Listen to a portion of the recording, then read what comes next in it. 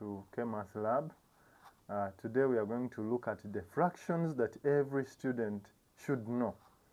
These are the fractions that every student should know, their percents and their decimals. A half is equal to 50 out of 100, which can be reduced to 5 out of 10, which is the same as 0.5, and as a percent it is 50%.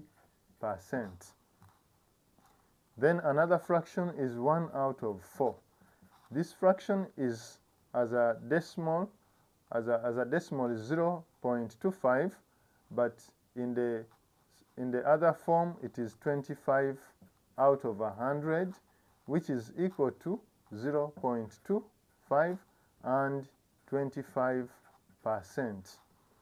The next fraction that each and every student should know is 2 out of 5, which is equal to 40 out of 100, which is the same as 40% and 0.4.